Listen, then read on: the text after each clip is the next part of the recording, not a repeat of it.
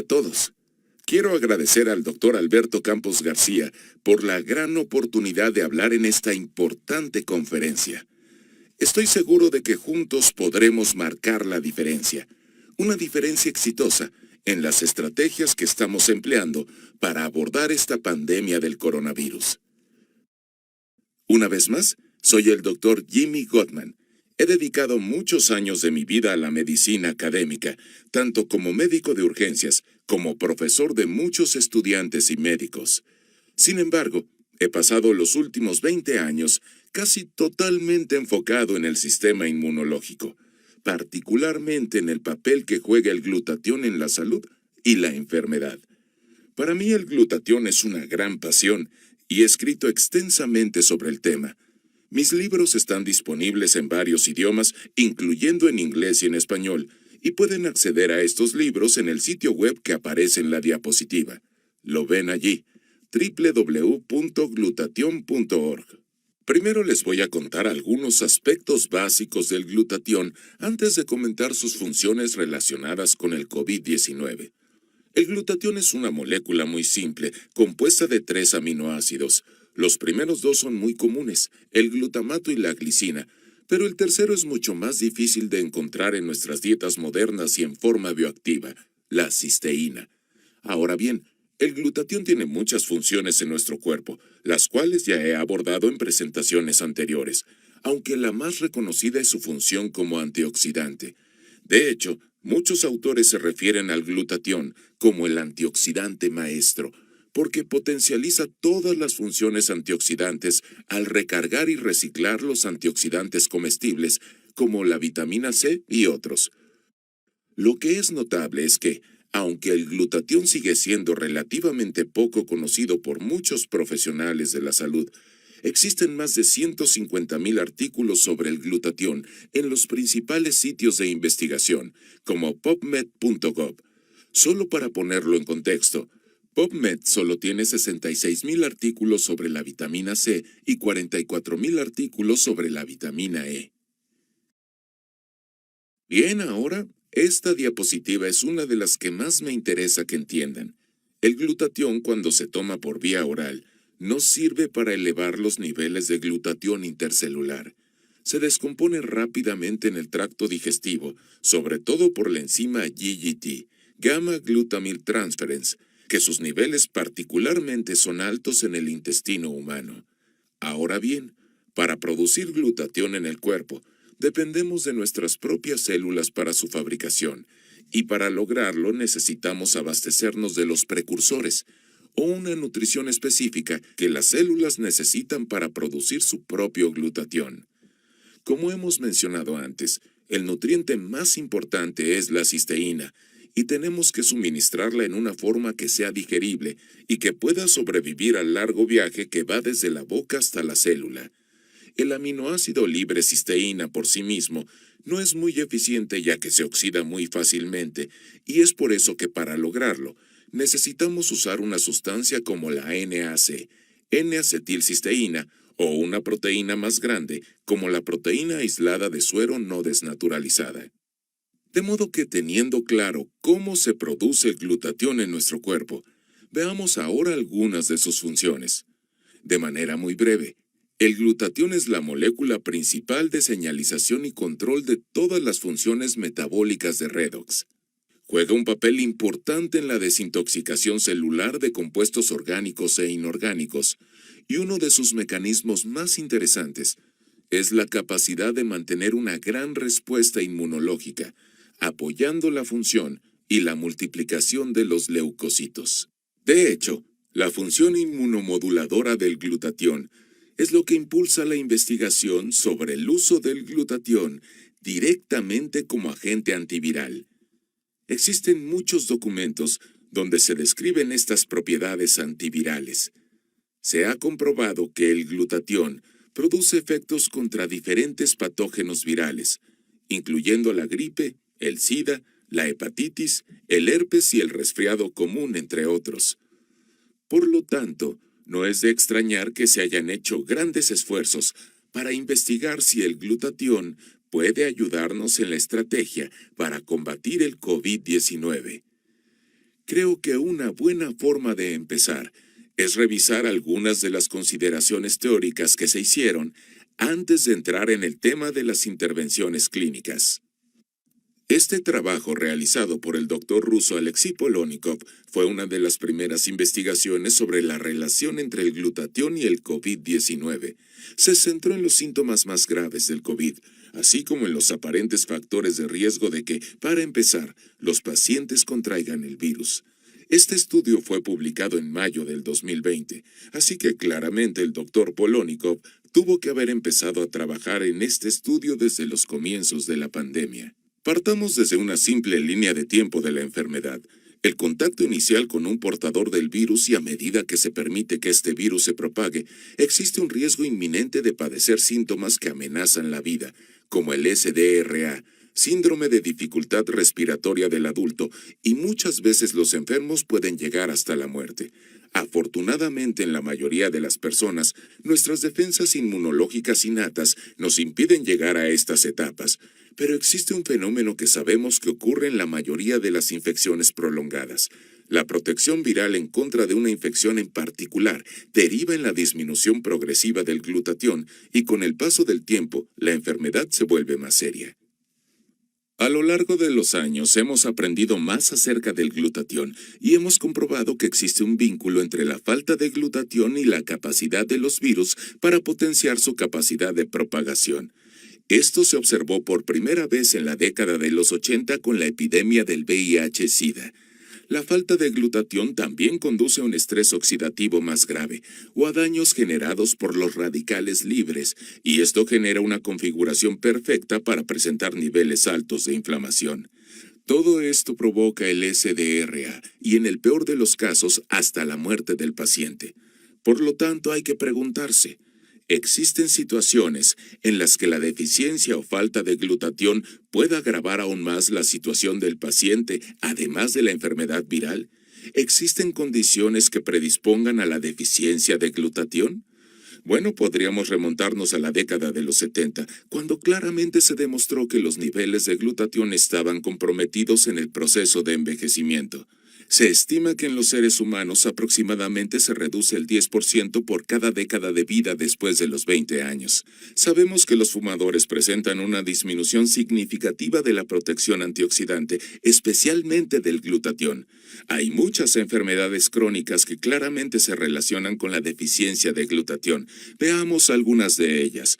Muchas enfermedades pulmonares se presentan por un bajo nivel de glutatión. Muchas enfermedades cardíacas se relacionan con un bajo nivel de glutatión. Los pacientes de diabetes casi siempre presentan bajos niveles de glutatión, igual que la obesidad, los problemas hepáticos, y podríamos seguir añadiendo más enfermedades a esta lista.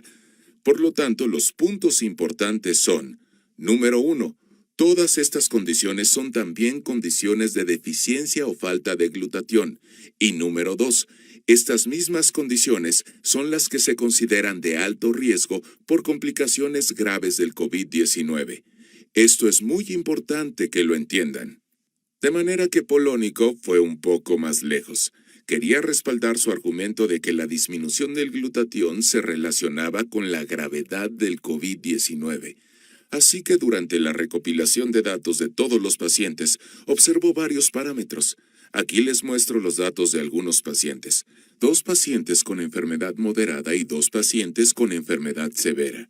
Para la enfermedad severa se consideró a los pacientes que tenían neumonía, y se puede ver que los que tenían la enfermedad severa también tenían el espectro de otros síntomas, como fatiga, dificultad para respirar y dolor muscular. Y también se puede observar que la duración de la enfermedad era muy diferente. Los casos moderados duraban días, mientras que los casos severos duraban semanas. Y observen aquí, cuando se les tomaron las medidas de glutatión, hay diferencias muy claras entre los grupos de pacientes con enfermedad moderada y severa. Cuando se tomaron las medidas de estrés oxidativo, como se esperaba, había una tendencia a presentar un daño más grave en el grupo de pacientes con enfermedad severa. Y cuando se comparó la proporción de estrés oxidativo con los niveles de glutatión, se pudo ver el desequilibrio que existía en estos pacientes. Por supuesto, se trataba de una muestra pequeña de pacientes. Sin embargo, Fue suficiente para consolidar su argumento teórico y hacer que mucha gente lo entendiera. Veamos otro trabajo que analiza la fisiopatología que se puede dar en esta situación. Este estudio fue realizado por los americanos Poe y Korn, también en mayo del 2020. Estoy seguro de que lo encontrarán muy ilustrativo. Ellos argumentaron que la NAC, N-acetilcisteína, sería una solución efectiva contra el COVID-19. Una vez más les recuerdo que la NAC eleva el glutatión. También estoy seguro que la mayoría de ustedes saben que este nombre que ven allí se refiere al COVID-19, pero por si acaso SARS-CoV-2 es otro término para el COVID-19. Ahora bien, desde la primavera del 2020, hemos aprendido mucho más sobre el mecanismo patológico del COVID-19 y desafortunadamente hemos descubierto que es mucho más complicado de lo que nos habíamos imaginado. Pero veamos un modelo simplificado que se refiere al SDRA. Usaremos el síndrome de dificultad respiratoria del adulto como marco para esta discusión. Así que en algún momento, el virus, una vez contraído, tiene que iniciar sus procesos de propagación. Y también sabemos por estudios previos sobre otras enfermedades virales que el glutatión ha sido considerado como un eficaz elemento que impide la propagación del virus. Por lo tanto, su utilidad aquí es evidente. En casos más graves, los pacientes con COVID-19 pueden requerir oxígeno suplementario. Tanto la propagación del virus como el suplemento de oxígeno, en última instancia, conducen a un aumento del estrés oxidativo y al daño de los radicales libres. Como hemos discutido anteriormente, la función más importante del glutatión es combatir el estrés oxidativo y el daño de los radicales libres, así que de nuevo su utilidad es evidente. Sin embargo, si las defensas inmunológicas y las defensas antioxidantes son inadecuadas, el paciente puede llegar a tener una lesión pulmonar. En una lesión grave, a menudo se complica con una tormenta de citoquinas. En este momento no tenemos el tiempo para profundizar en el tema de las tormentas de citoquinas, pero esencialmente es cuando las moléculas del sistema inmunológico inflamatorio reactivo atacan a las células huésped como daño colateral cuando están atacando a las células virales. Y es aquí donde la literatura se vuelve aún más interesante. El glutatión es considerado un elemento eficaz para bloquear diferentes citoquinas inflamatorias, incluyendo la IL-6, TNF-alfa, la proteína C reactiva y otras. Esencialmente aquí, el glutatión puede actuar como un antiinflamatorio, y los médicos están haciendo grandes esfuerzos para eliminar la inflamación de las citoquinas y evitar que el paciente presente SDRA utilizando altas dosis de esteroides. Se ha propuesto que se incluya al glutatión como parte de los esfuerzos para combatir al COVID-19.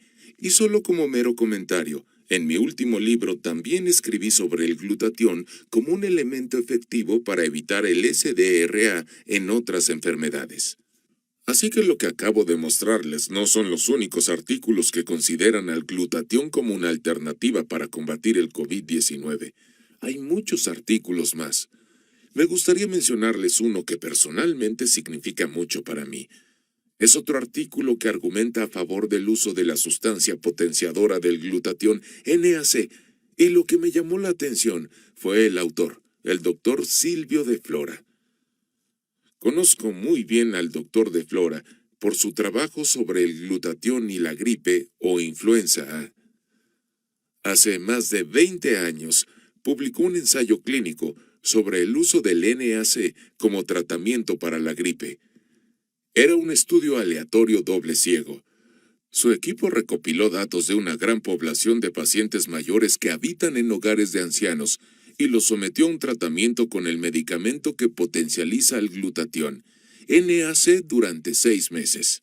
Lo que le interesaba investigar era el efecto que podía lograr, si tenía algo que ver con contagiarse de gripa y la forma como los pacientes evolucionaban. Así que miren esto. No cambió la frecuencia con la que se contraía el virus, pero tuvo un gran efecto en los resultados. De los pacientes que dieron positivo en el test del virus, el 80% de los pacientes del grupo que tomó el placebo presentaron una enfermedad clínica. Sin embargo, solo el 25% de los pacientes del grupo que recibió el tratamiento del NAC mostró algún síntoma, aunque se documentó que estaban infectados. Así que supongo que para muchos de ustedes esto debe tener un gran significado como para mí. Si el doctor de Flora recomienda el uso del NAC para combatir estas enfermedades, voy a prestar más atención. Por lo tanto, es muy fácil encontrar otros autores que estén a favor del uso de esta estrategia. Muchos sugieren el uso del NAC, muchos sugieren otras formas para aumentar el glutatión, algunos sugieren el uso de técnicas intravenosas, otros prefieren agentes orales. No se preocupen, al final de la presentación les daré una lista de las lecturas sugeridas. Estos artículos vienen de todas partes del mundo. Este es un caso clínico de Nueva York. Por supuesto, este tipo de estudios clínicos son la forma menos confiable de los casos clínicos, pero este me pareció interesante por la siguiente razón. Se informó que los pacientes de este estudio tuvieron una mejoría real de los síntomas en la primera hora después de haber recibido el tratamiento por vía intravenosa. Próximamente podrán ver más informes sobre esto.